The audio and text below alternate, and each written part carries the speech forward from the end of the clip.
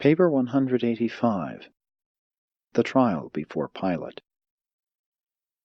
Shortly after 6 o'clock on this Friday morning, April 7, A.D. 30, Jesus was brought before Pilate, the Roman procurator, who governed Judea, Samaria, and Idumea, under the immediate supervision of the legatus of Syria. The Master was taken into the presence of the Roman governor by the temple guards, bound, and was accompanied by about 50 of his accusers, including the Sanhedrist court, principally Sadduceans, Judas Iscariot, and the high priest Caiaphas, and by the apostle John. Annas did not appear before Pilate. Pilate was up and ready to receive this group of early morning callers, having been informed by those who had secured his consent the previous evening to employ the Roman soldiers in arresting the Son of Man, that Jesus would be early brought before him. This trial was arranged to take place in front of the Praetorium, in addition to the fortress of Antonia, where Pilate and his wife made their headquarters when stopping in Jerusalem. Though Pilate conducted much of Jesus' examination within the Praetorium halls, the public trial was held outside on the steps leading up to the main entrance. This was a concession to the Jews, who refused to enter any Gentile building where leaven might be used on this day of preparation for the Passover. Such conduct would not only render them ceremonially unclean, and thereby debar them from partaking of the afternoon feast of thanksgiving, but would also necessitate their subjection to purification ceremonies after sundown, before they would be eligible to partake of the Passover supper.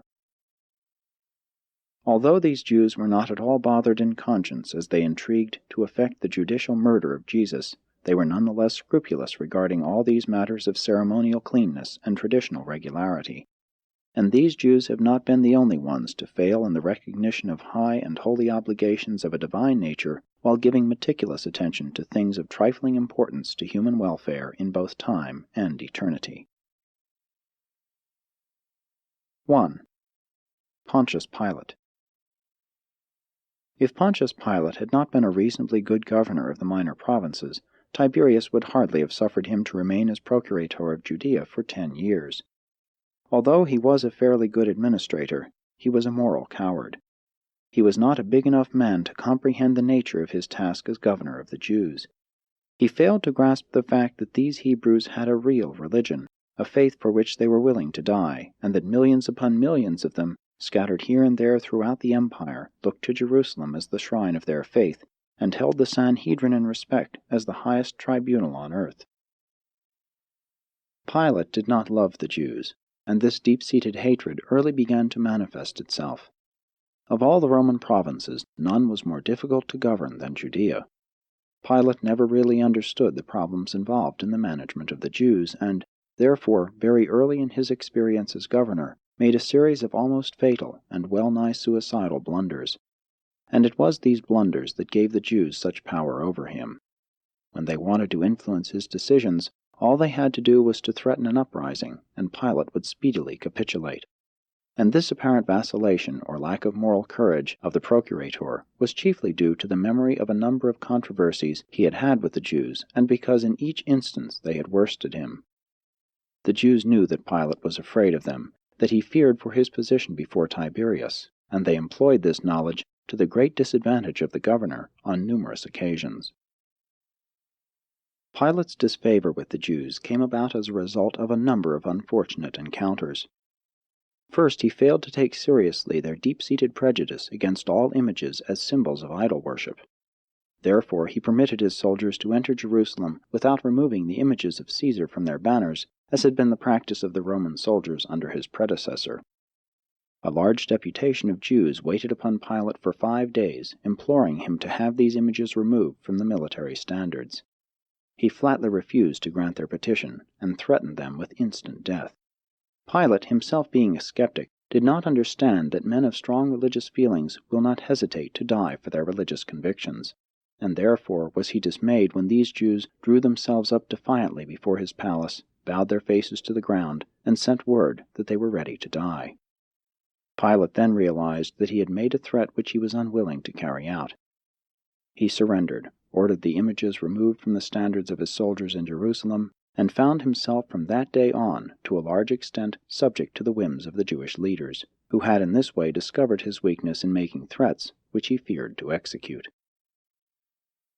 Pilate subsequently determined to regain this lost prestige, and accordingly had the shields of the emperor, such as were commonly used in Caesar worship, put up on the walls of Herod's palace in Jerusalem. When the Jews protested, he was adamant. When he refused to listen to their protests, they promptly appealed to Rome, and the emperor as promptly ordered the offending shields removed. And then was Pilate held in even lower esteem than before. Another thing which brought him into great disfavor with the Jews was that he dared to take money from the temple treasury to pay for the construction of a new aqueduct to provide increased water supply for the millions of visitors to Jerusalem at the times of the great religious feasts. The Jews held that only the Sanhedrin could disperse the temple funds, and they never ceased to inveigh against Pilate for this presumptuous ruling. No less than a score of riots and much bloodshed resulted from this decision. The last of these serious outbreaks had to do with the slaughter of a large company of Galileans, even as they worshipped at the altar. It is significant that, while this vacillating Roman ruler sacrificed Jesus to his fear of the Jews and to safeguard his personal position, he finally was deposed as a result of the needless slaughter of Samaritans in connection with the pretensions of a false Messiah who led troops to Mount Gerizim, where he claimed the temple vessels were buried, and fierce riots broke out when he failed to reveal the hiding place of the sacred vessels as he had promised. As a result of this episode, the legatus of Syria ordered Pilate to Rome. Tiberius died while Pilate was on the way to Rome, and he was not reappointed as procurator of Judea. He never fully recovered from the regretful condemnation of having consented to the crucifixion of Jesus. Finding no favor in the eyes of the new emperor, he retired to the province of Lausanne, where he subsequently committed suicide. Claudia Procula, Pilate's wife, had heard much of Jesus through the word of her maid-in-waiting, who was a Phoenician believer in the gospel of the kingdom. After the death of Pilate, Claudia became prominently identified with the spread of the good news. And all this explains much that transpired on this tragic Friday forenoon. It is easy to understand why the Jews presumed to dictate to Pilate to get him up at 6 o'clock to try Jesus, and also why they did not hesitate to threaten to charge him with treason before the emperor if he dared to refuse their demands for Jesus' death. A worthy Roman governor, who had not become disadvantageously involved with the rulers of the Jews, would never have permitted these bloodthirsty religious fanatics to bring about the death of a man whom he himself had declared to be innocent of their false charges, and without fault. Rome made a great blunder, a far-reaching error in earthly affairs, when she sent the second-rate Pilate to govern Palestine. Tiberius had better have sent to the Jews the best provincial administrator in the empire. 2. Jesus appears before Pilate. When Jesus and his accusers had gathered in front of Pilate's judgment hall, the Roman governor came out and, addressing the company assembled, asked, "What accusation do you bring against this fellow?" The Sadducees and counselors who had taken it upon themselves to put Jesus out of the way had determined to go before Pilate and ask for confirmation of the death sentence pronounced upon Jesus without volunteering any definite charge. Therefore did the spokesman for the Sanhedrist court answer Pilate, "If this man were not an evildoer, we should not have delivered him up to you." When Pilate observed that they were reluctant to state their charges against Jesus, although he knew they had been all night engaged in deliberations regarding his guilt, he answered them, "Since you have not agreed on any definite charges, why do you not take this man and pass judgment on him in accordance with your own laws?" Then spoke the clerk of the Sanhedrin court to Pilate, "It is not lawful for us to put any man to death, and this disturber of our nation is worthy to die for the things which he has said and done. Therefore have we come before you for confirmation of this decree." To come before the Roman governor with this attempt at evasion discloses both the ill will and the ill humor of the Sanhedrists toward Jesus, as well as their lack of respect for the fairness, honor, and dignity of Pilate. What effrontery for these subject citizens to appear before their provincial governor, asking for a decree of execution against a man before affording him a fair trial, and without even preferring definite criminal charges against him. Pilate knew something of Jesus' work among the Jews, and he surmised that the charges which might be brought against him had to do with infringements of the Jewish ecclesiastical laws. Therefore he sought to refer the case back to their own tribunal. Again, Pilate took delight in making them publicly confess that they were powerless to pronounce and execute the death sentence upon even one of their own race, whom they had come to despise with a bitter and envious hatred. It was a few hours previously, shortly before midnight, and after he had granted permission to use Roman soldiers in effecting the secret arrest of Jesus, that Pilate had heard further concerning Jesus and his teaching from his wife Claudia, who was a partial convert to Judaism, and who later on became a full-fledged believer in Jesus' gospel. Pilate would have liked to postpone this hearing, but he saw the Jewish leaders were determined to proceed with the case. He knew that this was not only the forenoon of the preparation for the Passover, but that this day, being Friday, was also the preparation day for the Jewish Sabbath of rest and worship. Pilate, being keenly sensitive to the disrespectful manner of the approach of these Jews, was not willing to comply with their demands that Jesus be sentenced to death without a trial. When, therefore, he had waited a few moments for them to present their charges against the prisoner, he turned to them and said, "I will not sentence this man to death without a trial, neither will I consent to examine him until you have presented your charges against him in writing." When the high priest and the others heard Pilate say this, they signaled to the clerk of the court, who handed to Pilate the written charges against Jesus, and these charges were: We find in the Sanhedrin tribunal that this man is an evildoer and a disturber of our nation, in that he is guilty of 1. Perverting our nation and stirring up our people to rebellion. 2. Forbidding the people to pay tribute to Caesar. 3. Calling himself the King of the Jews and teaching the founding of a new kingdom. Jesus had not been regularly tried nor legally convicted on any of these charges. He did not even hear these charges when first stated, but Pilate had him brought from the praetorium, where he was in the keeping of the guards, and he insisted that these charges be repeated in Jesus' hearing. When Jesus heard these accusations, he well knew that he had not been heard on these matters before the Jewish court, and so did John Zebedee and his accusers, but he made no reply to their false charges. Even when Pilate bade him answer his accusers, he opened not his mouth. Pilate was so astonished at the unfairness of the whole proceeding, and so impressed by Jesus' silent and masterly bearing, that he decided to take the prisoner inside the hall and examine him privately. Pilate was confused in mind, fearful of the Jews in his heart, and mightily stirred in his spirit by the spectacle of Jesus standing there in majesty before his bloodthirsty accusers, and gazing down on them, not in silent contempt, but with an expression of genuine pity and sorrowful affection. 3. The private examination by Pilate. Pilate took Jesus and John Zebedee into a private chamber, leaving the guards outside in the hall, and requesting the prisoner to sit down, he sat down by his side and asked several questions. Pilate began his talk with Jesus by assuring him that he did not believe the first count against him, that he was a perverter of the nation and an inciter to rebellion. Then he asked, "Did you ever teach that tribute should be refused Caesar?" Jesus, pointing to John, said, "Ask him or any other man who has heard my teaching." Then Pilate questioned John about this matter of tribute, and John testified concerning his master's teaching and explained that Jesus and his apostles paid taxes both to Caesar and to the temple. When Pilate had questioned John, he said, "See that you tell no man that I talked with you," and John never did reveal this matter. Pilate then turned around to question Jesus further, saying, "And now about the third accusation against you. Are you the King of the Jews?"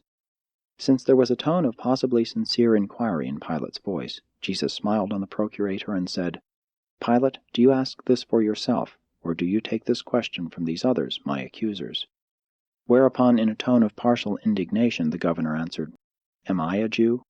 Your own people and the chief priests delivered you up and asked me to sentence you to death. I question the validity of their charges, and am only trying to find out for myself what you have done. Tell me, have you said that you are the King of the Jews, and have you sought to found a new kingdom?" Then said Jesus to Pilate, "Do you not perceive that my kingdom is not of this world? If my kingdom were of this world, surely would my disciples fight that I should not be delivered into the hands of the Jews. My presence here before you in these bonds is sufficient to show all men that my kingdom is a spiritual dominion, even the brotherhood of all men who, through faith and by love, have become the sons of God. And this salvation is for the Gentile as well as for the Jew." "Then you are a king after all," said Pilate.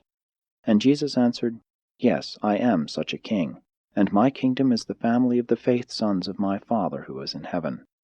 For this purpose was I born into this world, even that I should show my Father to all men, and bear witness to the truth of God.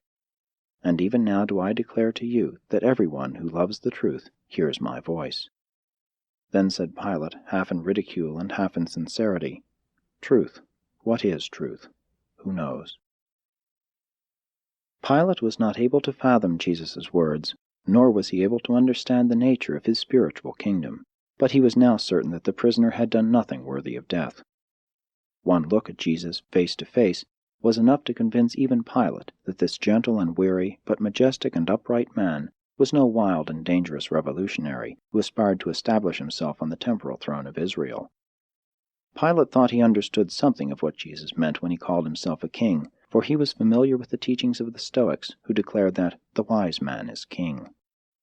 Pilate was thoroughly convinced that, instead of being a dangerous sedition-monger, Jesus was nothing more or less than a harmless visionary, an innocent fanatic. After questioning the Master, Pilate went back to the chief priests and the accusers of Jesus and said, "I have examined this man, and I find no fault in him. I do not think he is guilty of the charges you have made against him. I think he ought to be set free." And when the Jews heard this, they were moved with great anger, so much so that they wildly shouted that Jesus should die, and one of the Sanhedrists boldly stepped up by the side of Pilate, saying, "This man stirs up the people, beginning in Galilee and continuing throughout all Judea. He is a mischief-maker and an evil-doer. You will long regret it if you let this wicked man go free."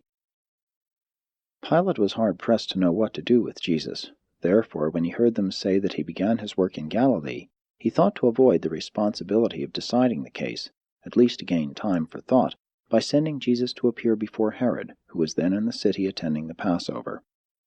Pilate also thought that this gesture would help to antidote some of the bitter feeling which had existed for some time between himself and Herod, due to numerous misunderstandings over matters of jurisdiction. Pilate, calling the guards, said, "This man is a Galilean. Take him forthwith to Herod, and when he has examined him, report his findings to me." And they took Jesus to Herod. 4. Jesus before Herod. When Herod Antipas stopped in Jerusalem, he dwelt in the old Maccabean palace of Herod the Great, and it was to this home of the former king that Jesus was now taken by the temple guards, and he was followed by his accusers and an increasing multitude. Herod had long heard of Jesus, and he was very curious about him. When the Son of Man stood before him on this Friday morning, the wicked Idumean never for one moment recalled the lad of former years who had appeared before him in Sepphoris, pleading for a just decision regarding the money to his father, who had been accidentally killed while at work on one of the public buildings. As far as Herod knew, he had never seen Jesus, although he had worried a great deal about him when his work had been centered in Galilee. Now that he was in custody of Pilate and the Judeans, Herod was desirous of seeing him, feeling secure against any trouble from him in the future. Herod had heard much about the miracles wrought by Jesus, and he really hoped to see him do some wonder. When they brought Jesus before Herod, the Tetrarch was startled by his stately appearance and the calm composure of his countenance. For some 15 minutes Herod asked Jesus questions, but the Master would not answer. Herod taunted and dared him to perform a miracle, but Jesus would not reply to his many inquiries or respond to his taunts. Then Herod turned to the chief priests and the Sadducees, and, giving ear to their accusations, heard all and more than Pilate had listened to regarding the alleged evil doings of the Son of Man. Finally, being convinced that Jesus would neither talk nor perform a wonder for him, Herod, after making fun of him for a time, arrayed him in an old purple royal robe and sent him back to Pilate. Herod knew he had no jurisdiction over Jesus in Judea. Though he was glad to believe that he was finally to be rid of Jesus in Galilee, he was thankful that it was Pilate who had the responsibility of putting him to death. Herod never had fully recovered from the fear that cursed him as a result of killing John the Baptist. Herod had, at certain times, even feared that Jesus was John risen from the dead. Now he was relieved of that fear, since he observed that Jesus was a very different sort of person from the outspoken and fiery prophet who dared to expose and denounce his private life. 5. Jesus returns to Pilate. When the guards had brought Jesus back to Pilate, he went out on the front steps of the praetorium where his judgment seat had been placed, and calling together the chief priests and Sanhedrists, said to them, You brought this man before me with charges that he perverts the people, forbids the payment of taxes, and claims to be king of the Jews. I have examined him and failed to find him guilty of these charges. In fact, I find no fault in him. Then I sent him to Herod, and the Tetrarch must have reached the same conclusion, since he has sent him back to us. Certainly, nothing worthy of death has been done by this man. If you still think he needs to be disciplined, I am willing to chastise him before I release him." Just as the Jews were about to engage in shouting their protests against the release of Jesus, a vast crowd came marching up to the praetorium for the purpose of asking Pilate for the release of a prisoner in honor of the Passover feast. For some time it had been the custom of the Roman governors to allow the populace to choose some imprisoned or condemned man for pardon at the time of the Passover. And now that this crowd had come before him to ask for the release of a prisoner, and since Jesus had so recently been in great favor with the multitudes, it occurred to Pilate that he might possibly extricate himself from his predicament by proposing to this group that, since Jesus was now a prisoner before his judgment seat, he released to them this man of Galilee as the token of Passover goodwill. As the crowd surged up on the steps of the building, Pilate heard them calling out the name of one Barabbas. Barabbas was a noted political agitator and murderous robber, the son of a priest, who had recently been apprehended in the act of robbery and murder on the Jericho road. This man was under sentence to die as soon as the Passover festivities were over. Pilate stood up and explained to the crowd that Jesus had been brought to him by the chief priests, who sought to have him put to death on certain charges, and that he did not think the man was worthy of death. Said Pilate, "Which therefore would you prefer that I release to you, this Barabbas the murderer, or this Jesus of Galilee?" And when Pilate had thus spoken, the chief priests and the Sanhedrin councilors all shouted at the top of their voices, "Barabbas, Barabbas!" And when the people saw that the chief priests were minded to have Jesus put to death, they quickly joined in the clamor for his life, while they loudly shouted for the release of Barabbas. A few days before, this multitude had stood in awe of Jesus, but the mob did not look up to one who, having claimed to be the Son of God, now found himself in the custody of the chief priests and the rulers and on trial before Pilate for his life. Jesus could be a hero in the eyes of the populace when he was driving the money changers and the traders out of the temple, but not when he was a non-resisting prisoner in the hands of his enemies and on trial for his life. Pilate was angered at the sight of the chief priests clamoring for the pardon of a notorious murderer while they shouted for the blood of Jesus. He saw their malice and hatred and perceived their prejudice and envy. Therefore he said to them, "How could you choose the life of a murderer in preference to this man's, whose worst crime is that he figuratively calls himself the King of the Jews?" But this was not a wise statement for Pilate to make. The Jews were a proud people, now subject to the Roman political yoke, but hoping for the coming of a Messiah who would deliver them from Gentile bondage with a great show of power and glory. They resented, more than Pilate could know, the intimation that this meek-mannered teacher of strange doctrines, now under arrest and charged with crimes worthy of death, should be referred to as the King of the Jews. They looked upon such a remark as an insult to everything which they held sacred and honorable in their national existence, and therefore did they all let loose their mighty shouts for Barabbas's release and Jesus' death. Pilate knew Jesus was innocent of the charges brought against him, and had he been a just and courageous judge, he would have acquitted him and turned him loose. But he was afraid to defy these angry Jews, and while he hesitated to do his duty, a messenger came up and presented him with a sealed message from his wife Claudia. Pilate indicated to those assembled before him that he wished to read the communication which he had just received, before he proceeded further with the matter before him. When Pilate opened this letter from his wife, he read, "I pray you have nothing to do with this innocent and just man whom they call Jesus. I have suffered many things in a dream this night because of him." This note from Claudia not only greatly upset Pilate, and thereby delayed the adjudication of this matter, but it unfortunately also provided considerable time in which the Jewish rulers freely circulated among the crowd and urged the people to call for the release of Barabbas and to clamor for the crucifixion of Jesus. Finally, Pilate addressed himself once more to the solution of the problem which confronted him, by asking the mixed assembly of Jewish rulers and the pardon-seeking crowd, "What shall I do with him who is called the King of the Jews?" And they all shouted with one accord, "Crucify him! Crucify him!" The unanimity of this demand from the mixed multitude startled and alarmed Pilate, the unjust and fear-ridden judge. Then once more Pilate said, "Why would you crucify this man? What evil has he done? Who will come forward to testify against him?" But when they heard Pilate speak in defense of Jesus, they only cried out all the more, "Crucify him! Crucify him!" Then again Pilate appealed to them regarding the release of the Passover prisoner, saying, "Once more I ask you, which of these prisoners shall I release to you at this your Passover time?" And again the crowd shouted, "Give us Barabbas." Then said Pilate, "If I release the murderer Barabbas, what shall I do with Jesus?" And once more the multitude shouted in unison, "Crucify him! Crucify him!"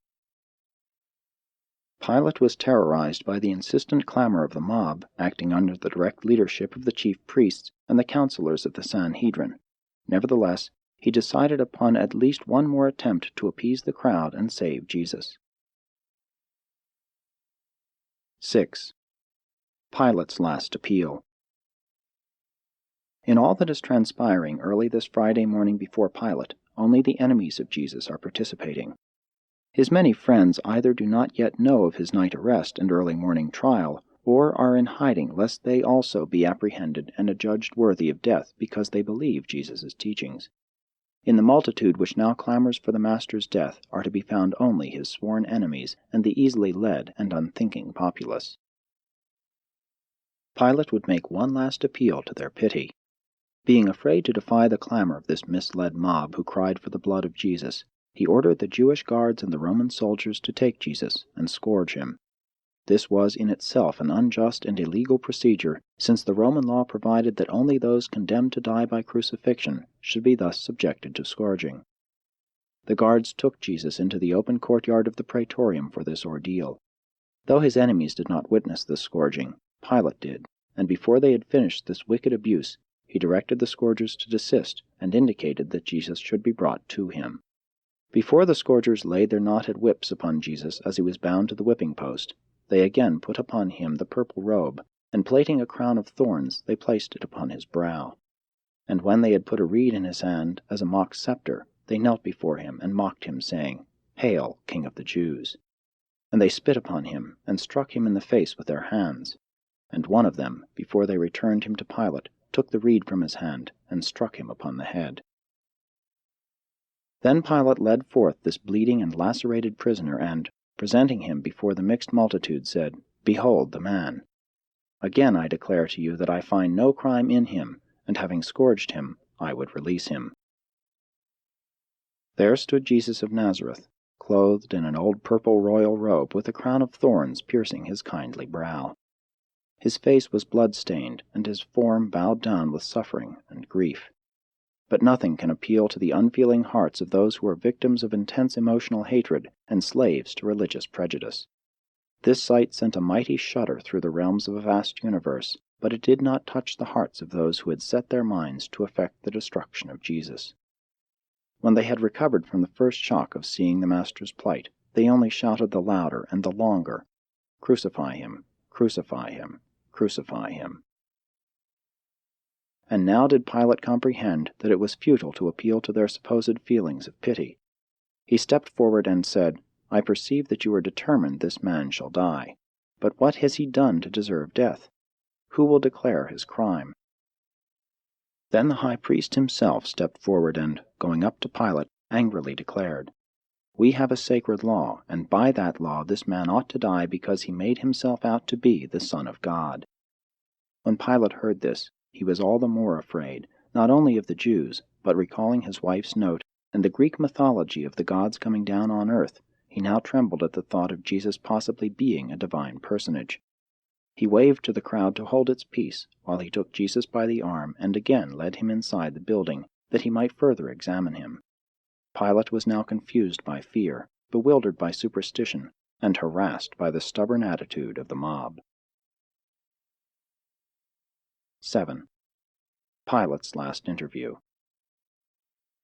As Pilate, trembling with fearful emotion, sat down by the side of Jesus, he inquired, "Where do you come from? Really, who are you? What is this they say, that you are the Son of God?" But Jesus could hardly answer such questions when asked by a man fearing, weak, and vacillating judge who was so unjust as to subject him to flogging even when he had declared him innocent of all crime, and before he had been duly sentenced to die. Jesus looked Pilate straight in the face, but he did not answer him. Then said Pilate, "Do you refuse to speak to me? Do you not realize that I still have power to release you or to crucify you?" Then said Jesus, "You could have no power over me except it were permitted from above. You could exercise no authority over the Son of Man unless the Father in heaven allowed it. But you are not so guilty, since you are ignorant of the gospel. He who betrayed me, and he who delivered me to you, they have the greater sin." This last talk with Jesus thoroughly frightened Pilate. This moral coward and judicial weakling now labored under the double weight of the superstitious fear of Jesus and mortal dread of the Jewish leaders. Again Pilate appeared before the crowd, saying, "I am certain this man is only a religious offender. You should take him and judge him by your law. Why should you expect that I would consent to his death because he has clashed with your traditions?" Pilate was just about ready to release Jesus when Caiaphas, the high priest, approached the cowardly Roman judge and, shaking an avenging finger in Pilate's face, said with angry words which the entire multitude could hear, "If you release this man, you are not Caesar's friend, and I will see that the emperor knows all." This public threat was too much for Pilate. Fear for his personal fortunes now eclipsed all other considerations, and the cowardly governor ordered Jesus brought out before the judgment seat. As the master stood there before them, he pointed to him and tauntingly said, "Behold your king." And the Jews answered, "Away with him, crucify him." And then Pilate said, with much irony and sarcasm, "Shall I crucify your king?" And the Jews answered, "Yes, crucify him. We have no king but Caesar." And then did Pilate realize that there was no hope of saving Jesus, since he was unwilling to defy the Jews. 8. Pilate's tragic surrender. Here stood the Son of God incarnate as the Son of Man. He was arrested without indictment, accused without evidence, adjudged without witnesses, punished without a verdict, and now was soon to be condemned to die by an unjust judge who confessed that he could find no fault in him. If Pilate had thought to appeal to their patriotism by referring to Jesus as the King of the Jews, he utterly failed. The Jews were not expecting any such a king. The declaration of the chief priests and the Sadducees, "We have no king but Caesar," was a shock even to the unthinking populace, but it was too late now to save Jesus, even had the mob dared to espouse the Master's cause. Pilate was afraid of a tumult or a riot. He dared not risk having such a disturbance during Passover time in Jerusalem. He had recently received a reprimand from Caesar, and he would not risk another. The mob cheered when he ordered the release of Barabbas. Then he ordered a basin and some water, and there before the multitude he washed his hands, saying, "I am innocent of the blood of this man. You are determined that he shall die, but I have found no guilt in him. See you to it. The soldiers will lead him forth." And then the mob cheered and replied, "His blood be on us and on our children."